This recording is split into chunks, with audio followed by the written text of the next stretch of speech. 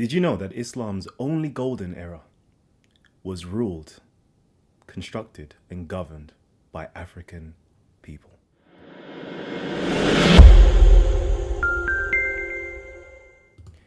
Yeah, buddy. We back, baby. We back. How's everybody doing today? Today's show is about the Africans that ruled in Islam. All right, we're gonna do a quick show. Hopefully, it's gonna last for roughly just under 30 minutes. Let me know if everything is coming through clear and perfectly. And we're about to get this show on and popping. Yeah. So, the first thing that we're actually speaking about, of course, we're talking about the Abbasid Empire. The Abbasid Empire. There is, about three main caliphates that we are all familiar with. We're familiar with those of the Rashidun period. That is the period directly after Prophet Muhammad. Then there is the Umayyad period. That took place roughly 670, I believe, 650, 670, all the way to 750. And then after that, it was the Abbasid Empire that lasted for quite some time, 750, for several hundred years. And it actually traveled to different parts of Spain and Africa and so forth. And they're known as the Moors today. But let's keep it moving and let's keep it flowing because we've got to be real quick and we have to drop this information and let's get out of here. All right. So, first and foremost, we're going to talk about the Abbasids. Abbasids actually got their name from one of not only the companion of the Prophet himself, but also his uncle. And of course, most of us know about the prolific author, student, teacher, just a great individual, full stop, Abdullah ibn Abbas, or known mostly by the Muslim community as Ibn Abbas. But let's jump into some information right now. Let's see if we can pull up some stuff. Yeah, let's see if we can pull up some stuff. Oh, man. So let me know, family, how's everybody doing today? Let me know how everybody's doing. Hit me up in the comment section. And of course, right? If you haven't already hit the subscribe button, make sure y'all hit the subscribe button down below. Yeah, buddy. All right. So let's get into this. I want to see if this is actually going to start to work properly. And I guess it's not. So let's see what we can do for this right about now. Here we go. I'm praying that everybody can see that nice and clearly. Let me know in the comment sections if everybody can actually see this information, and then we can proceed. So we're just waiting to see if everybody can see the information. Just hit me up with a yes or a 1, and then we can proceed.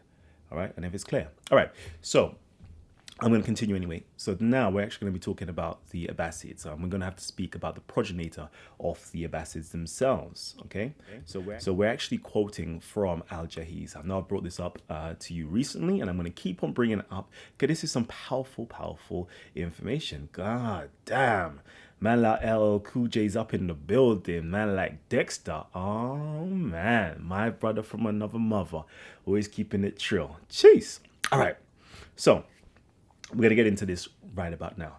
So we're talking about, yet again, Al-Jahiz, one of the best well-known authors within inside of the Abbasid period. He's the polymath. He is written over 150, maybe even 300 risalats and books and so forth on various different topics, from philosophy to jurisprudence to science, animals, and so forth. Like, great author. Now, he was actually commissioned to write a book literally entitled The Glory of the Blacks Over the Whites, or the lighter Arabs, basically. And in there, he was asked by the vizier, okay, the second in command. Vizier is like the second in command. If we had a prime minister over here, it would be the vice prime minister, the second person in command. Or if we have the president over in America, we'll have the vice president. Or if we have the queen, I don't even know who's the second in charge of the queen or the king or royalty and so forth. That's literally who asked to write about it in favor of the Abbasid, caliph and their family, basically. Ooh, what am I doing? Hitting the wrong buttons. And in there, all right, let me just make sure this is large enough for everybody. Okay. Because I know you want it to be a bit bigger. Okay. Hopefully that should be fine. That should be fine. Okay. Make sure it's nice and centered. Do do do do do. Yeah, that's centered. There we go.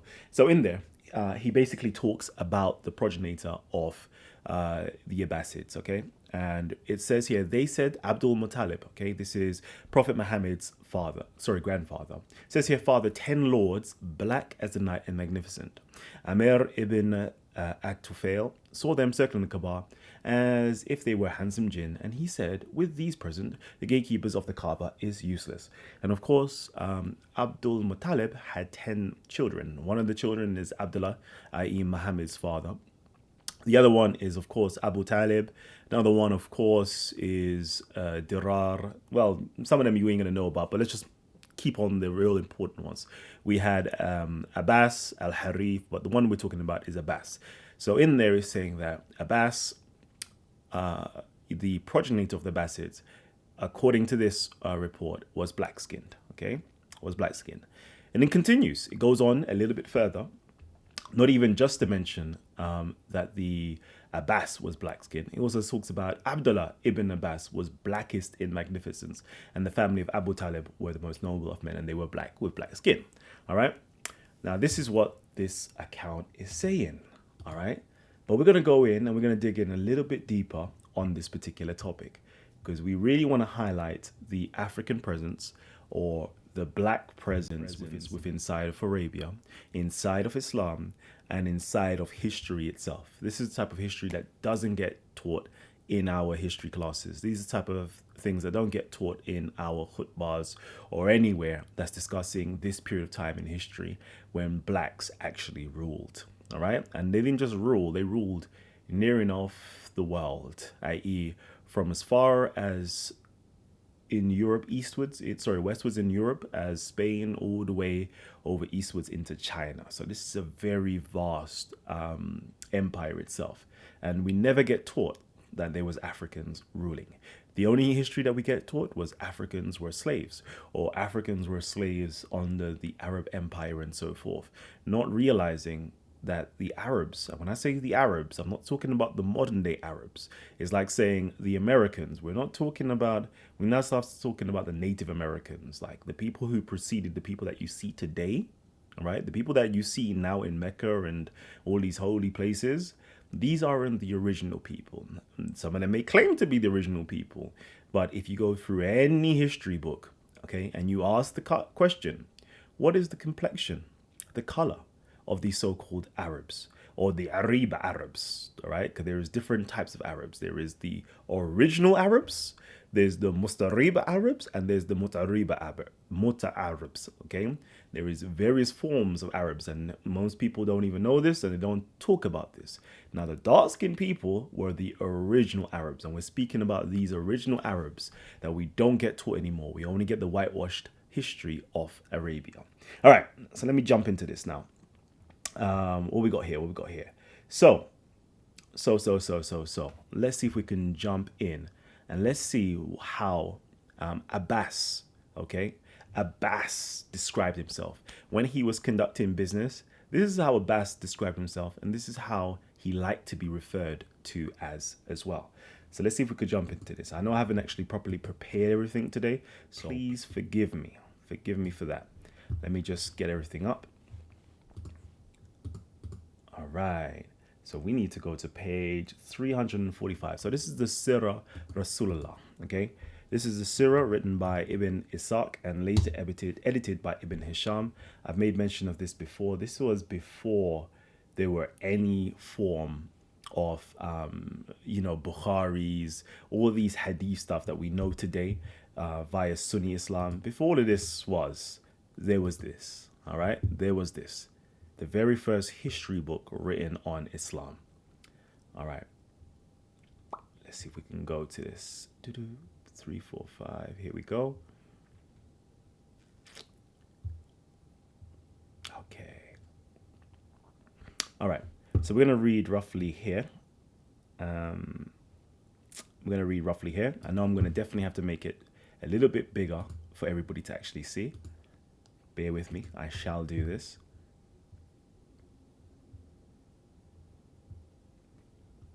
Here we go. Okay. me just make sure everybody is here. And again, if you guys would like to get my attention, there's two simple ways of actually getting my attention. And that is, of course, to tag Titans TV or drop us a super chat. And of course, I will be able to holler back at you guys as soon as possible. All right, cool. So yeah, you know what? Yeah, this one I'm hoping will be one of the last ones. Okay, one of the last ones. Let me just make sure everything is up and running.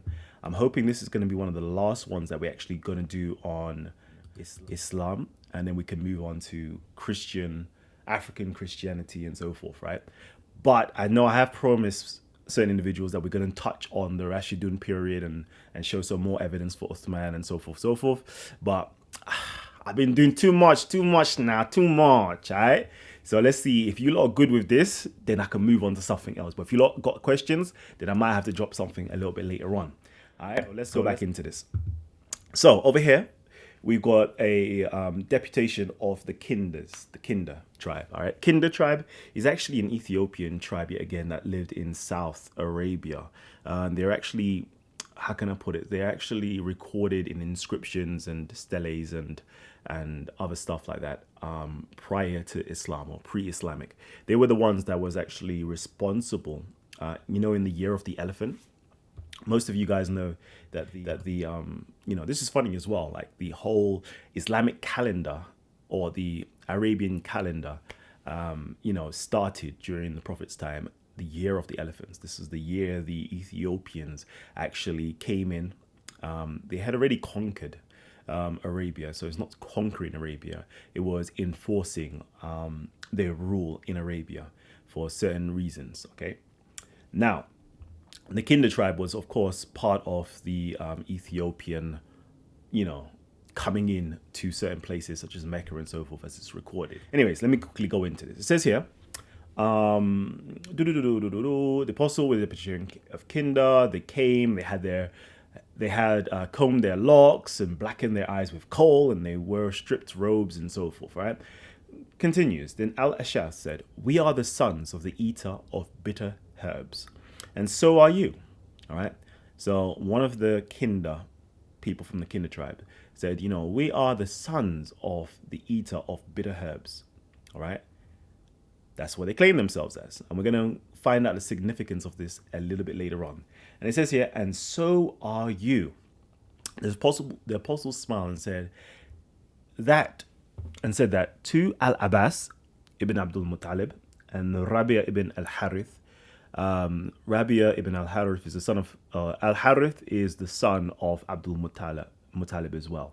All right, so al-Harith was the eldest son, and Abbas was the youngest son of Abdul Muttalib. But al-Harith's son Rabia, who was roughly the same age as the apostle, same age as Abbas as well, they used to go around and claim that ancestry. Okay, it says here, these two men were merchants, and when they went about among the Arabs and were asked who they were, they would say that they were the sons of the eater of bitter herbs, taking pride in that because the Kinder were kings. All right. Then he said to them, nay, we are the sons of Al-Nazar ibn Kinder. Kinana. We do not follow our mother's line and disown our father. Okay.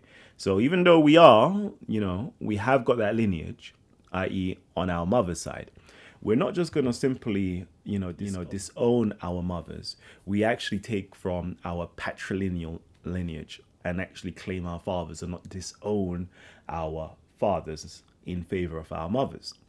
But what's very interesting is, what does it mean to be an eater of bitter herbs? Like, what are they referring to when they say this? I wonder, does anybody here know the answer to that? I know most people won't know the answer to that, but you never know. Somebody might know and have read the Sirah literature before. Has anybody? No? Oh, man. So we're going to go into this. We're going to find out some very interesting things that we never really get taught. Why is that? But anyways, I want to be as quick as possible. I got gym to go to. All right. So let's jump into this. We're going to jump on to, all right, 418. Let's do this.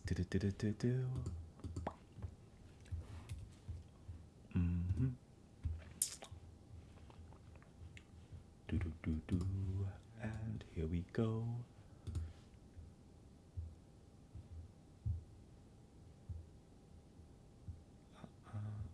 Uh, what is going on with it? Let's see. All right, cool. All right. So over here, we get the explanation, all right, in the notations of what things actually mean, all right. I can't highlight it, apologies. It gets like that at times. Okay, so on notation 896 by Ibn Hisham, he gives a very interesting explanation of what it means to be the eater of bitter herbs. Al-Ash'ath was a son of the eater of bitter herbs on his mother's side. The eater was Al-Harith ibn Amr ibn Hujr ibn Amr ibn Muawiyah ibn Al-Harith ibn Muawiyah ibn Thawr ibn Murati ibn Muawiyah ibn Kindi or Kinda. Okay, now he was given this name because one of the Ghassani kings, i.e. Amir ibn al-Habula, okay, raided them when al-Harith was away and plundered and took captives. Among the later was Unas, daughter of Uf ibn Muhallam ibn al-Shaybani, wife of al-Harith ibn Amir. On the way, she said to Amir, okay, so the one who's kidnapped her, okay, the Ghassani king, says here, methinks I see a black man. Methinks I see a black man with blubber lips. A black man with blubber lips. If this wasn't said by a black person, we will think this is racist. All right. I think I see a black man with blubber lips, like those of a camel eating bitter herbs, who has seized thy neck, meaning Al-Harith. So he was called the eater of bitter herbs, morara plants, okay, basically, that are bitter. So we have to just clock what's going on here, all right?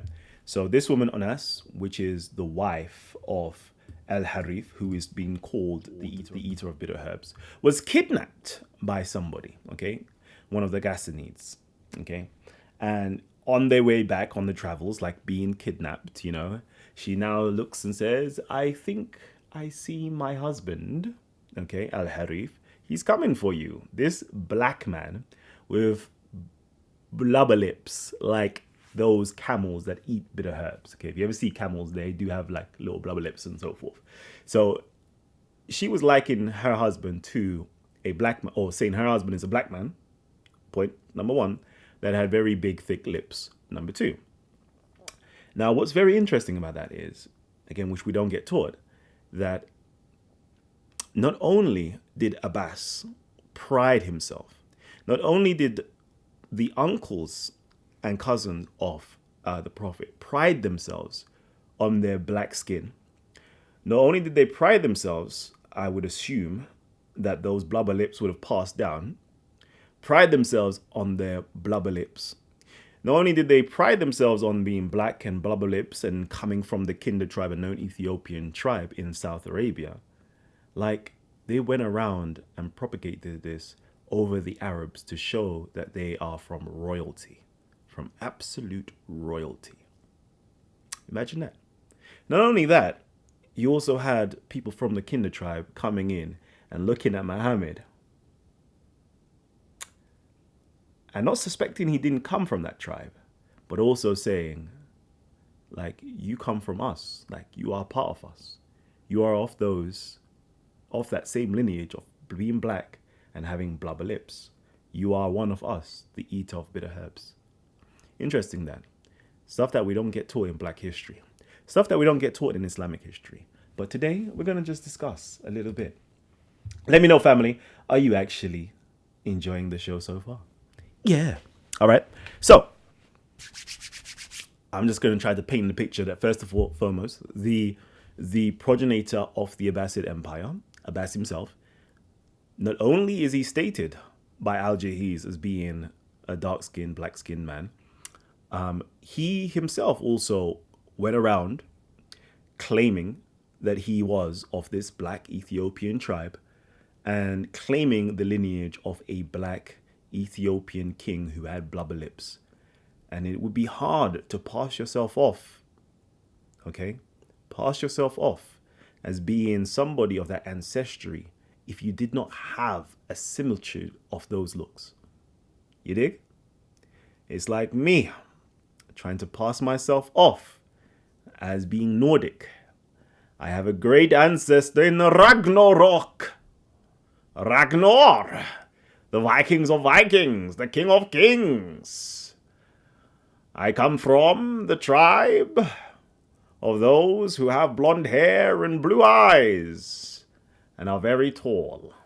But yet I do not have those features. It'd be very, very strange for me to go around claiming that. But Abbas did. And those of the Kinder tribe recognize Muhammad as such. Interesting that. But none of my business. I'm going to proceed. Okay? I'm going to proceed. So we've established that Abbas is being notably known as being dark skin or black skin. Okay? If there is any evidence to the contrary, all right, and you want to discuss this and you want to debate this and you want to argue this fact, that's not what Kalam is saying, by the way, is what the sources are saying. So far, I've just presented you with two, Al-Jahiz and also Ibn Ishaq and Ibn Hisham's Sirah literature. It's them that's claiming this, not I, all right? Just to make it clear. So if you want to say that I'm a hater or something else, realize I'm not saying anything bad. If you've got a problem with it, realize that there might be some racism inside of your body that's shaking your body. I'm not saying this. Sources are saying it, by the way, yeah? Mind you, sources. All right, so let me continue because I don't have long. Yet again, I'm actually running out of time. So that's Abbas himself. But let's talk about, if we actually go into the Abbasids and the list of the Abbasids, we understand that, going further down, most of them kind of sprung out of Abdullah ibn Abbas or Ibn Abbas himself. So we have to start asking ourselves the question, okay, all right, so fair enough, he was black. Now, what about Abdullah ibn Abbas? What color was he? What complexion was he? What complexion was he? Let's actually find out. Let's find out. And again, just so we get things clear, just so we get things crystal clear, I'm not saying that any one race is better than another race or superior to another race or anything like that. So miss me with that nonsense. I'm just simply laying out the facts of history. All right? So anyways, because it don't matter if you're black or white. That ain't gonna save you, baby. That ain't gonna save you on the day of hellfire when you're so rotten that you need to get your blood. Anyways, let me stop. Anyways, all right. Abdullah ibn Abbas was blackest in magnificence. Okay, all right. That's a quote from Al-Jahiz. I'm gonna put it up there, as it says here. Abdullah ibn Abbas was blackest in magnificence. Okay, so this is a quote again from Al-Jahiz. All right, and let's see if we can substantiate that claim itself. And how we're going to substantiate that claim is actually going into his lineage.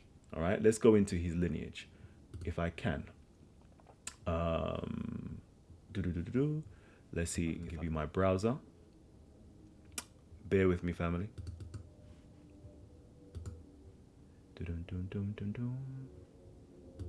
Cool, perfect. All right, let's see if I can go into Abdullah ibn Abbas. Ibn Abbas. A little bit of African history for everybody. All right, cool.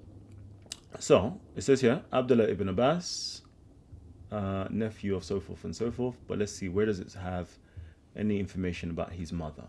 So his mother was called Fadl, and it was also, which was the sister of one of Muhammad's wives. Okay. Where is it? Parents, there we go.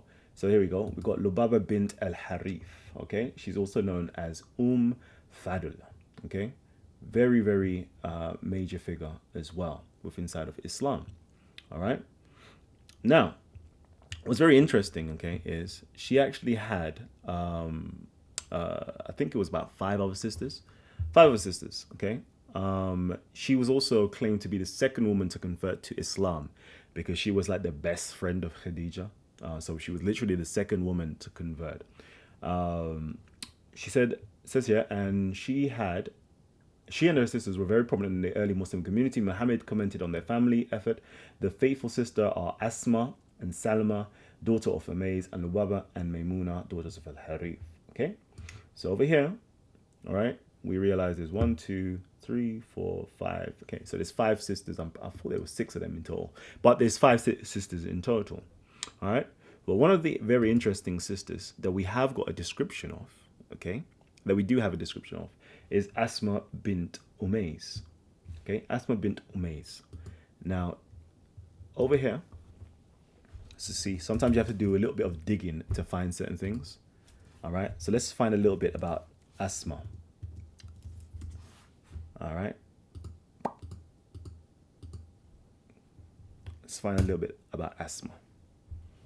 Okay. Might have to make this screen a bit bigger for everybody.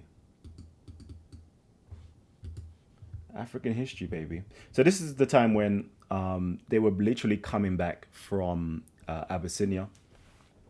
And this was the people of the boat. So these were the very first Hijra, the people who made the very first Hijra to Abyssinia. They were coming back, all right? And it was a very interesting conversation that was had, okay, with Umar ibn al-Khattab, another person of Ethiopian ancestry, with Asma herself, okay? So anyways, I'm going to read it out from over here. Hopefully it's large enough for everybody. Actually, I'm going to just try to make it a bit more bigger just in case that people are having problems with it, okay? So again, we're actually this is coming from Bukhari, I believe. Yep, Bukhari, okay? So this is Sahih. Sahih? Yep, Sahih. All right, cool. It says here, Asma bint Umays, who was one of those who had come with us, came as a visitor to Hafsa, the wife of the Prophet. She had migrated along with those other Muslims who migrated to Negus or Najashi. Umar came to Hafsa while Asma bint Umays was with her, and Umar, on seeing Asma, said, "Who is this?" She said, "Asma bint Umays." Umar said, "Is she the Ethiopian? The Habashi? Is she the Habashi woman? Is she the seafaring lady?" Asma replied, "Naam, yes." Umar said, "We have migrated before you. So we have more right over Allah's messenger," and so forth. On that, Asma became angry and said, "No, by Allah, while you were with Allah's messenger who was feeding the hungry ones amongst you and advised the ignorant ones amongst you, we were in the far off land of Ethiopia, and all that was for the sake of Allah's messenger." Okay? So, we can quite clearly see that over here, all right, what's his name? Omar ibn al-Khattab recognized her as being an Ethiopian. Okay. And, sorry, let me just quickly get it. For those of you, okay, who need it in Arabic, just quickly pull it up. Okay, because sometimes we have Arabic speakers here that need to just get this. You know, I'm not going to do the reading of it, but anyways, Omar here says, this Habashi woman, this seafaring lady, and then her response, or Asma here's response, was categorically, "Naam." So are you this Habashi woman? Yes, or Abyssinian woman? And her response was, "Naam." Interesting that. So, just so you kind of understand and grasp what we're talking about right now, is that Asma bint Umays, okay, is being called an Ethiopian by Umar. She responds, "Yes, I am that Ethiopian woman." Okay, bearing in mind that Asma, being called an Ethiopian, okay, she also has, guess what? She also has, yeah, she does. I'm sure she does. Yeah, she also has 5 other sisters, okay? 5 other sisters, okay? And 2 of those sisters are actually married to guess who? Those 2 sisters are also married to Muhammad. This would have tied into the African wives of Muhammad as well, all right? For those of you guys who don't know, there we go. I'm just highlighting it, okay? On her maternal half siblings, 2 of Muhammad's wives, Zainab bint Khuzaymah and Maymuna bint al-Harith, these 2 were actually married to Muhammad, as well as Lubaba bint al-Harith, the wife of Abbas ibn Abdul Muttalib. Okay, so we're just gonna put that there so you guys understand that although Muhammad's wives were Ethiopian, 2 of those wives were Ethiopian because they were her sister. Okay.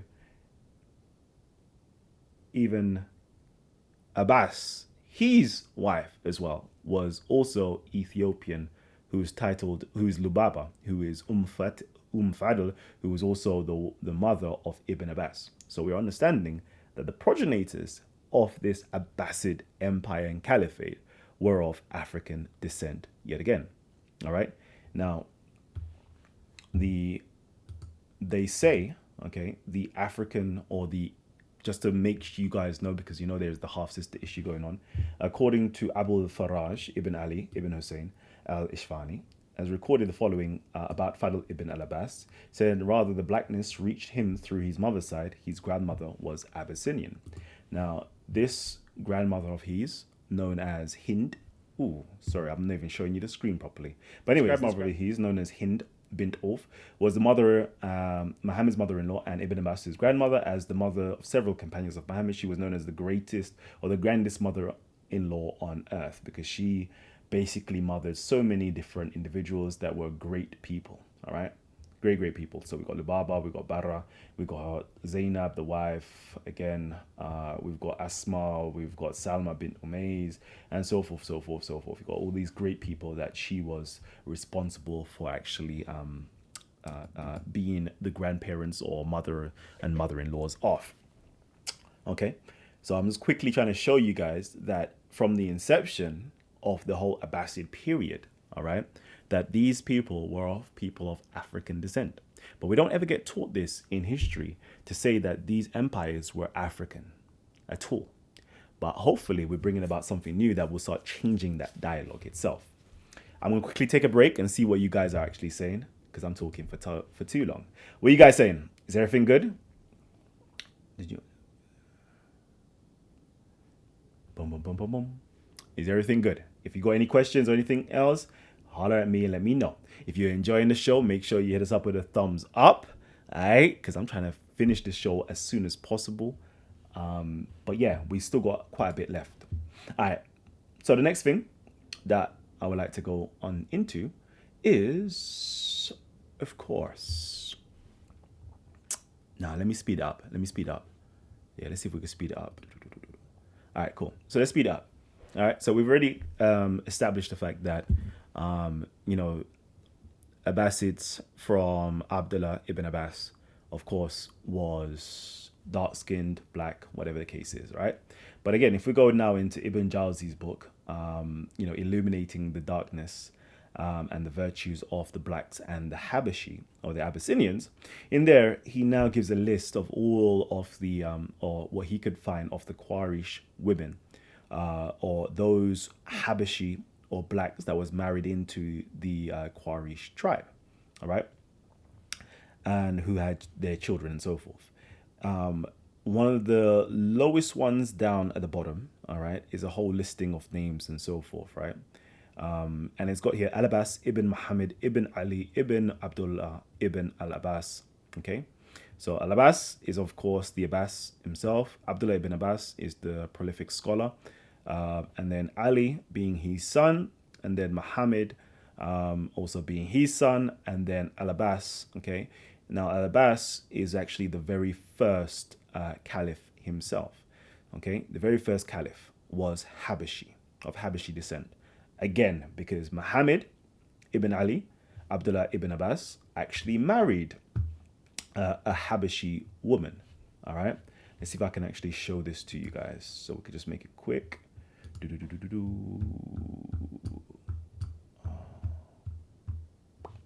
No, that's Mansur.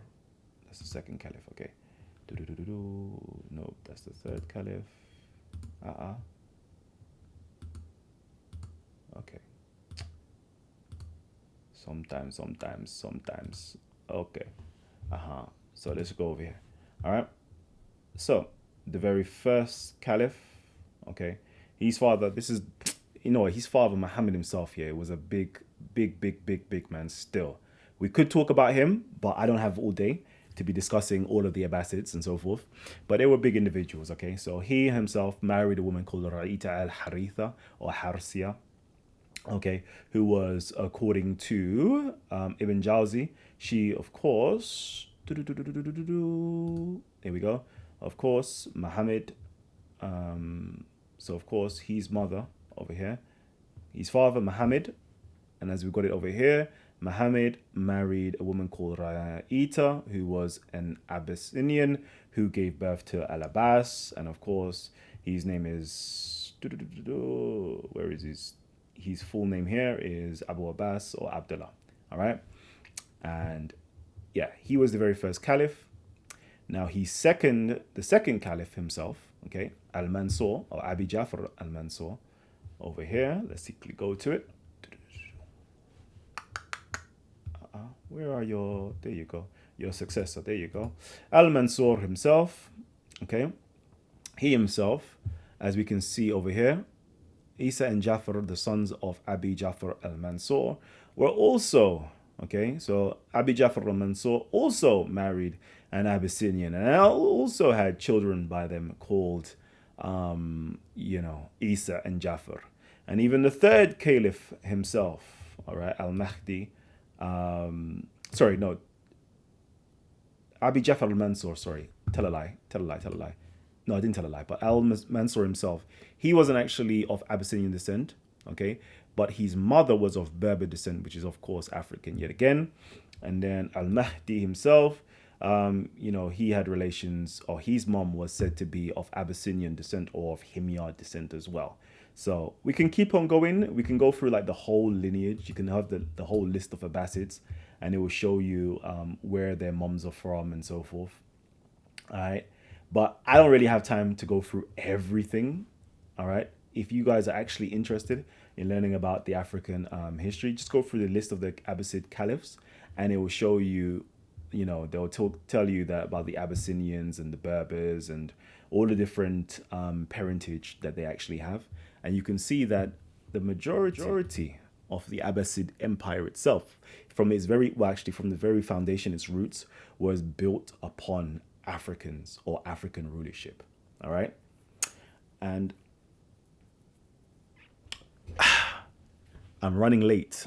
So there's so much more that I actually wanted to drop with you guys, but we don't actually have the time. All right. We don't actually have the time.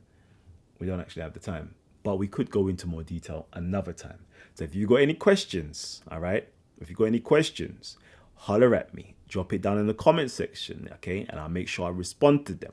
But I'm trying to make it quick as possible. All right. So far we've acknowledged this. Let's just quickly recap what we've seen so far. We've acknowledged that the Abbasids, okay, Abbas himself was labeled as being black, as being a son of Abdul Muttalib, the grandfather of the Prophet. Abdullah ibn Abbas was also said as being the blackest, his mom being of Abyssinian descent. And then if you go through the rest of his children, i.e. Ali, okay, you will find that he himself was of the Kinda tribe as well, another known Ethiopian tribe, and so forth. And then when you go further down into the first caliphs themselves, for example, Al-Abbas, son of Muhammad and so forth, he himself had an Abyssinian wife and gave birth to the very first caliph, again, was of Ethiopian descent, meaning his mother was Ethiopian. All right. The very first caliph of the Abbasid Empire, mother was Ethiopian. Okay. The second caliph, his mother was African Berber. All right. And you can keep on going throughout. But we never get taught this, yet again, in African history, Black history, and Islamic history. We don't get taught this. And I think it's about time that we start bringing out these things instead of simply hearing the slave narratives. Let's actually talk about the rulers and the people of importance and actually depict them as how their resemblance should be depicted. All right. We could have went on, and actually discuss one last thing of who actually put them into power itself, because most people don't actually know that let me see, I had something posted. Do you know how many years ago this was posted, Lorches? What's this? This is how you know Kalam scholarship is too hard, fam. Too hard. Imagine this, 2014. All right, let me drop you something that I posted in 2014, back in the day. Let's see if we can make this big. Okay. All right. When Abdul Muttalib and the Muslims were acting up, okay, 748, Ethiopia under the king Kyriacus marched into Egypt, 100,000 men strong to put them in check as they cowered in fear. Now I'm going to quote you something from Severus of Ushmonian, okay, History of the Patriarchs of Alexandria.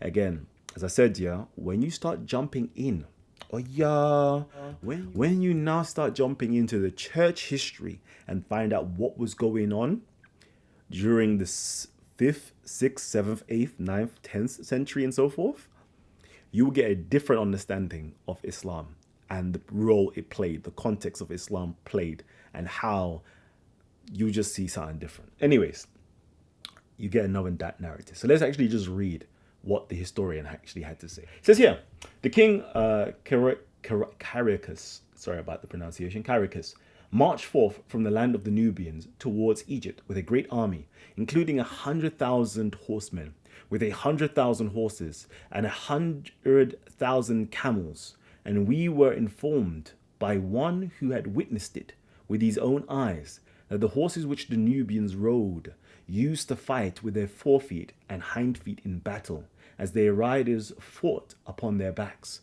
and that they were small horses, no higher than asses.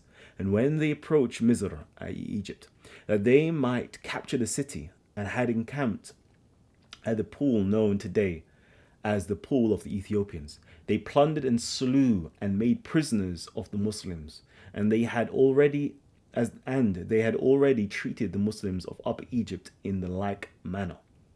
So they're rolling all the way from Nubia, all the way from the Sudan, all the way from Ethiopia, coming all the way up Upper Egypt, 100,000 man deep, when that man they roll deep, 100,000 man deep, 100,000 man on horseback deep, 100,000 man on camelback deep, and say, hey, yo, big man thing, run your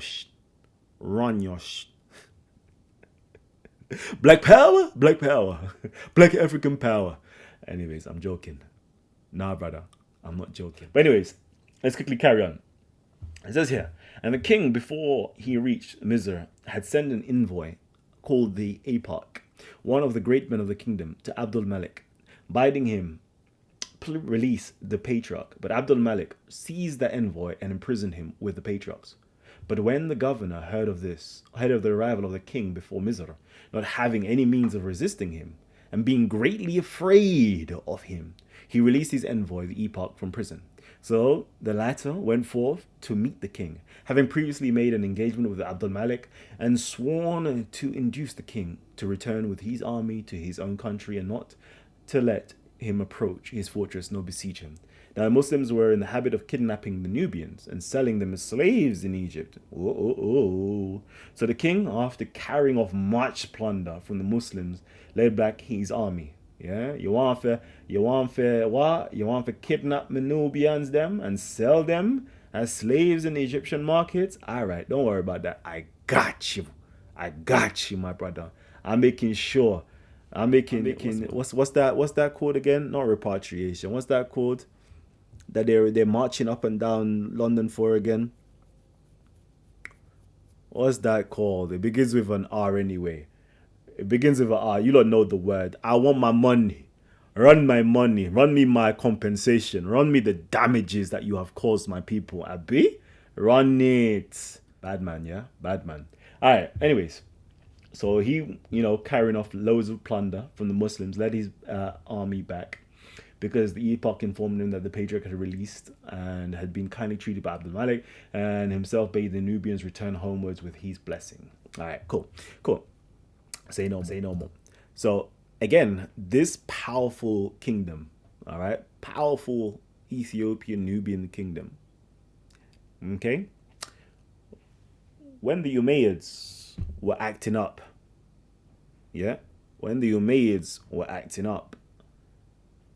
they rode through and put them in check.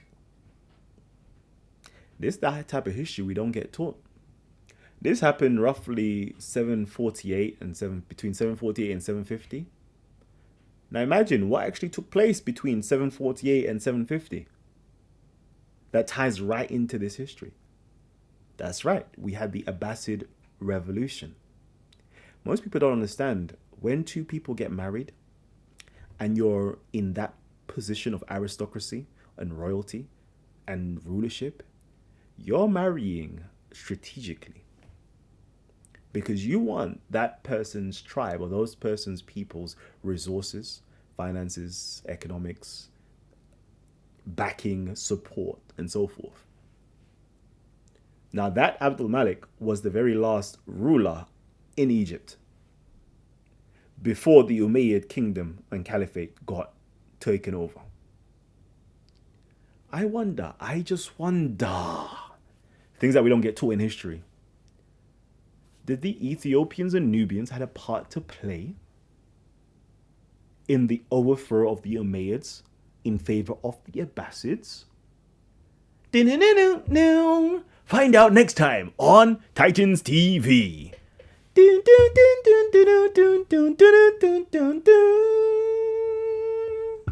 Anyways, oh yeah, I am finished. I've spoken too much. Now I need to quickly find out with you guys what's really good.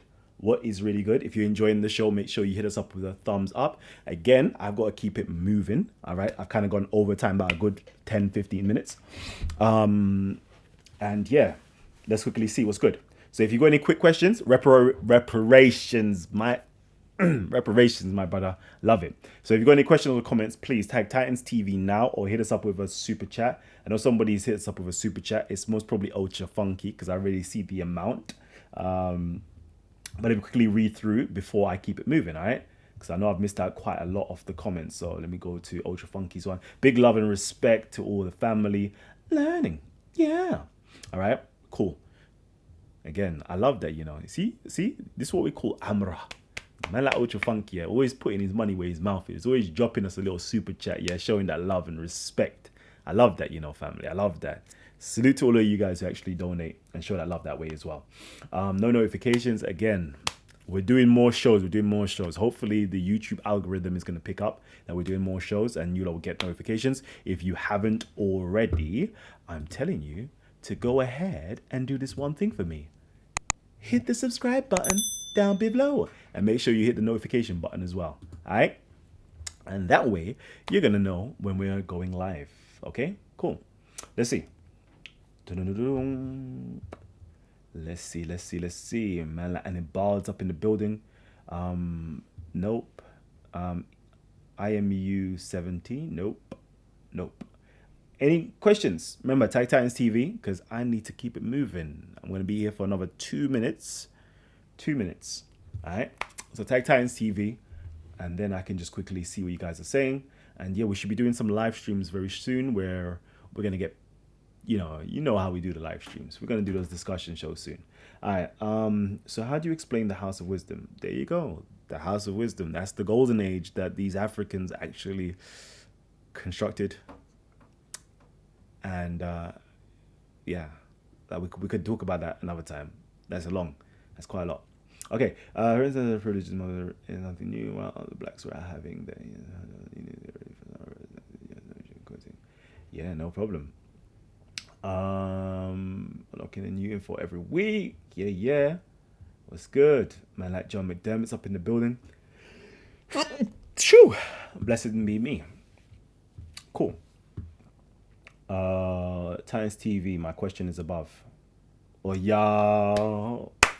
You cannot just say my question is above. You want me to now scroll through the millions of the comments that's there? I beg, or just copy it and just tag Times TV so I can quickly do it.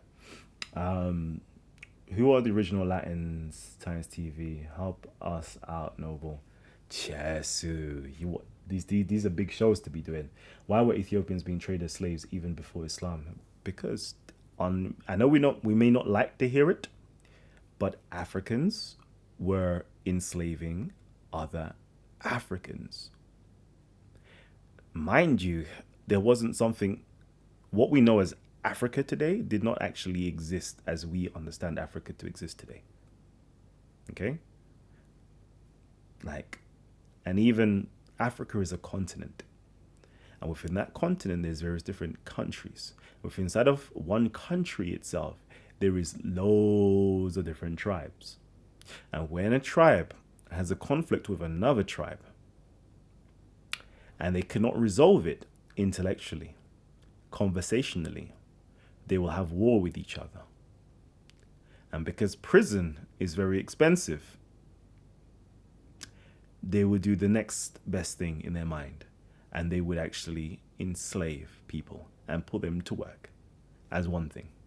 There's other forms of slavery that did take place where people were poor and they couldn't afford certain things, and they would literally sell their children into a form of servitude as well. So these are the realities that we don't like to speak on, because we like to speak on Black power and African history as being something that is so great, but without looking at the positives and the negatives, and there were quite a lot of negatives as well. So yeah, Africans were enslaving other Africans. Way before Islam. Way before anything else. I'm sorry to say it. Don't shoot me. Don't blame me. If you don't want the unfiltered truths of history, don't come to me. Go to somebody else that will tell you the feel good history. Feel good history. We were kings and queens, but yet there was no servants. No, everybody had a part to play in society, and there were servants, and there were soldiers, and there were barbers, and there were textilers, and there was tanners, and there was all different types of things of people with various different industries, and there was people that did wicked things and enslaved other people. Facts of life. Anyways, let me continue. 10 TV, Abbasid's created super slaves warriors, the Mamluks. You should do a video on them. Oh yeah, my brother, I would love to, yeah, but do you understand that that's too many years of history to be covering, you know? Too many years. Oh yeah, I should start, yeah, but I don't get paid enough money to be doing it. In fact, I don't get paid any money at all.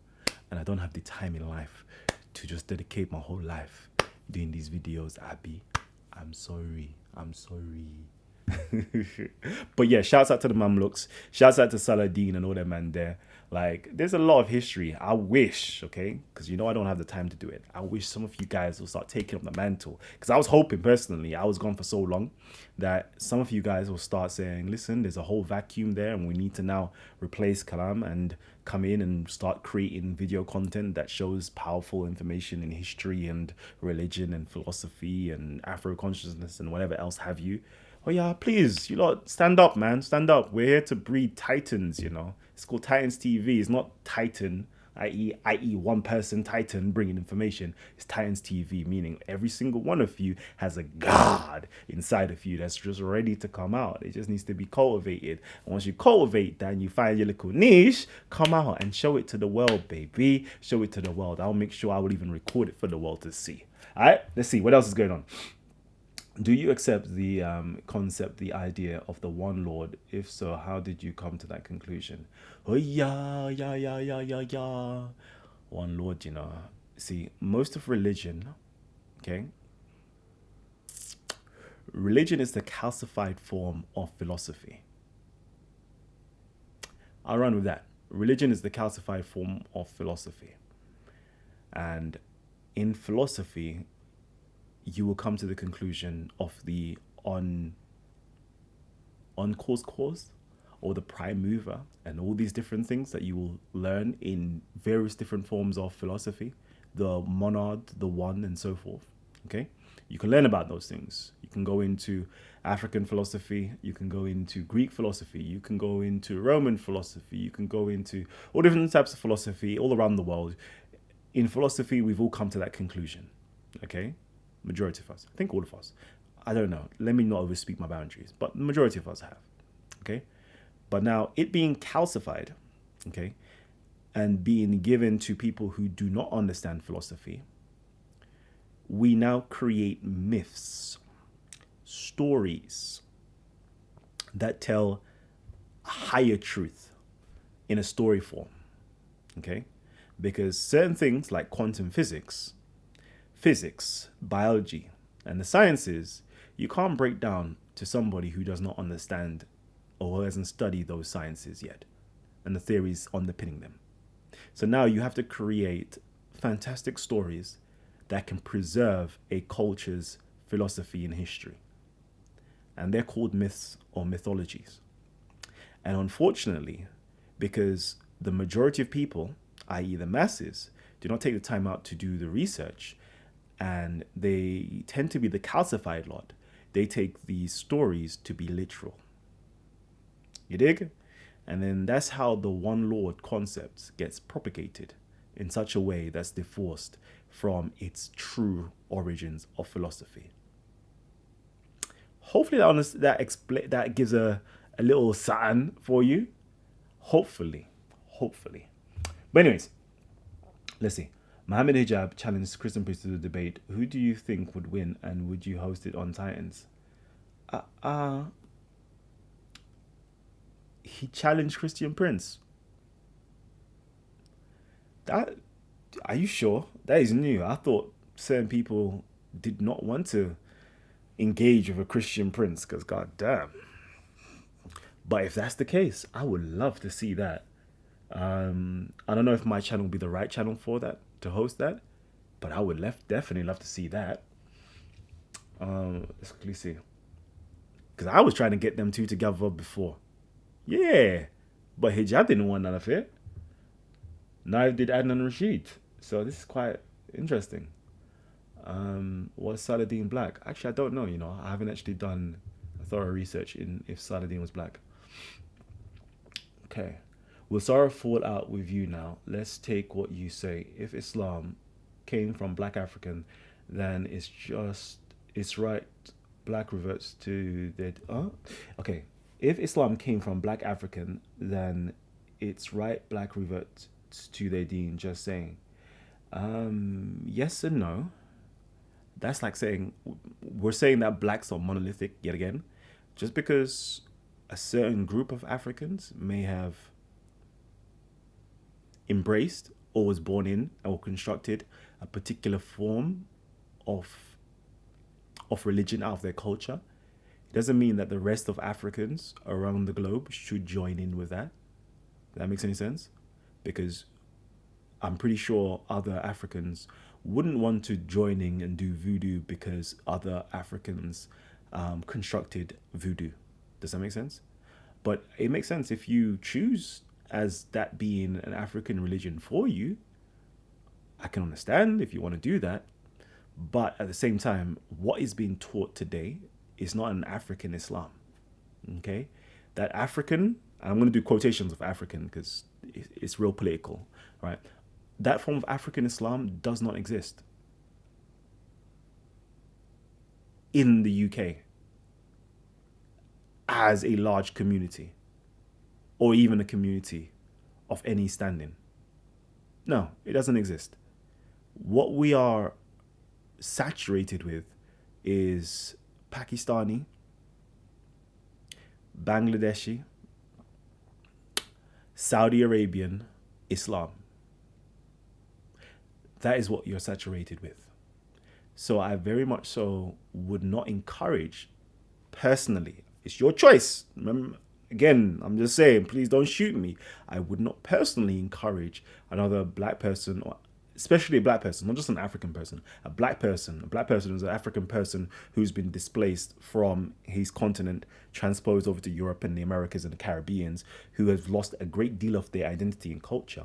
I would not encourage them to join Islam in the West, coming from Asians and Arabs, pale Arabs. It doesn't make no sense to me, because you're going to be Arabized, pale Arabized, and Asianized. And you see it, and you're like, and their form of Muhammad, I'm not going to say all of them, but the majority of their form of Muhammad and the rest of the Sahabas and the rest of the empires are of a pale skin version. So it doesn't do anything for the self-esteem and pride of a black person to join that. They're just going to become, quote unquote, enslaved. And I don't mean it to be derogatory. I'm just simply saying you've accepted other people outside of your own identity as your superior and masters. Okay? And you're learning from them and being educated by them and so forth. And you're taking their stuff and you don't even understand it too tough. So no, I wouldn't. No. Personally, I would say you're under as far as possible away from that ish. Me personally, that's what I'm saying. Okay? But if you choose to embrace Islam and you're black or African, embrace it from a black African perspective. Yeah, especially those coming from the Ahlul Bayt. If you were to do it, go through like the Nigerian, Sudanese, Eritrean, like at least learn from them at least. Those people who have that connection, at least, you know? And if you're Asian, like, no problem. Go to your Asian people and learn from your Asian people. You dig what I'm saying? It just makes sense because at least you can have that. But anyways, let me not even go off track. Anyways, what do you think of the Islamic sect Quranists? Yeah, yeah. As I was saying, yeah, that's cool. It's cool. The early Muslims, talking like Sahabas, they were Quranists. A lot of them were Quranists. The hadiths and stuff came much later on. Like, so, no problem. Again, Al Jahiz, salute to him. His teacher, Al Nazm, he was the one who literally, created that school of Quranists or Quraniyun. Sick. Sick.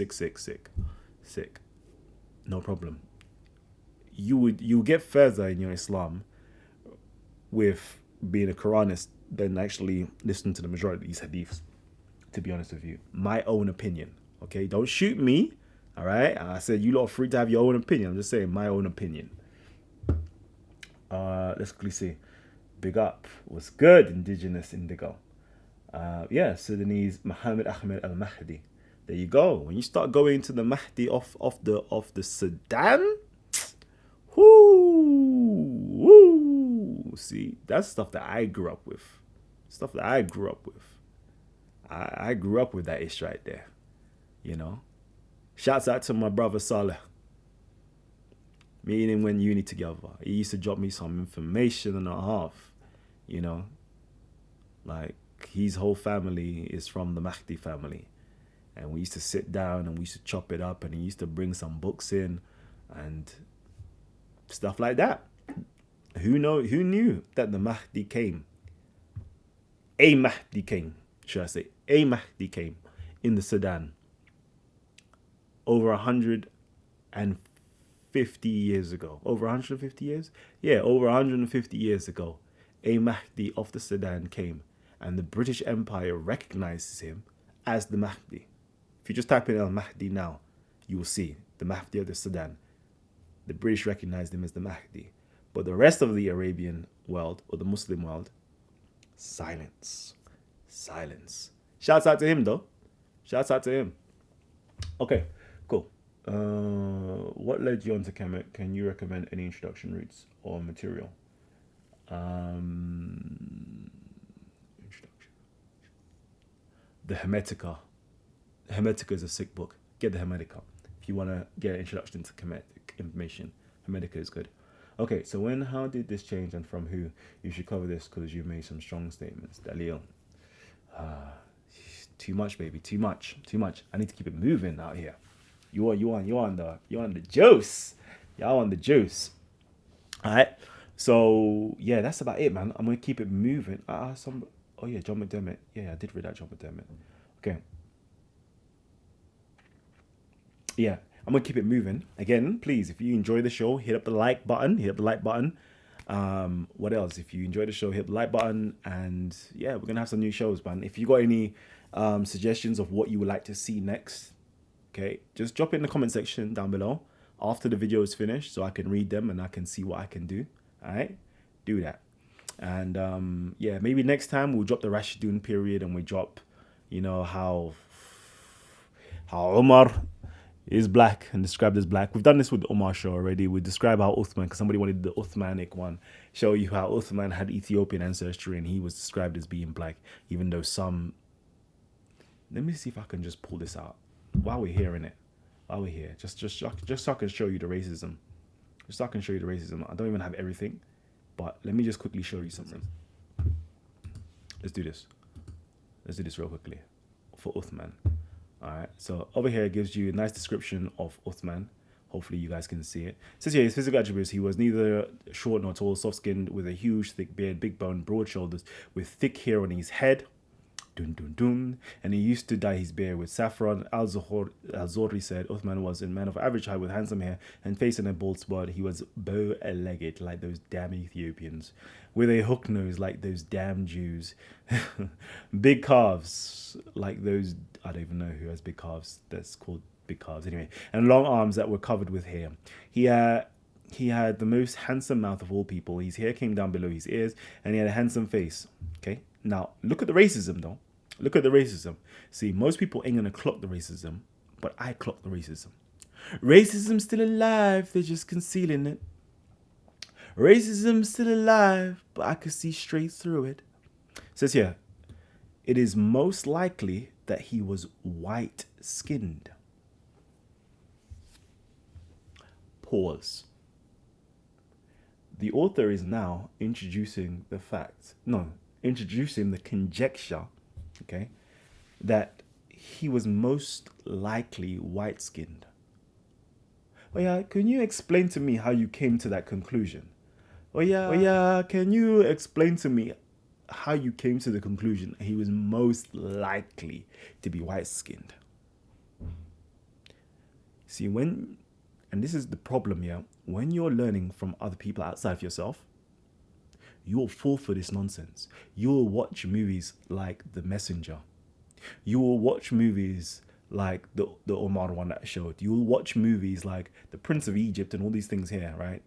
And they will show you a white skin. This is called white supremacy and pale Arab supremacy, right? And it will show you all these major figures as being white-skinned.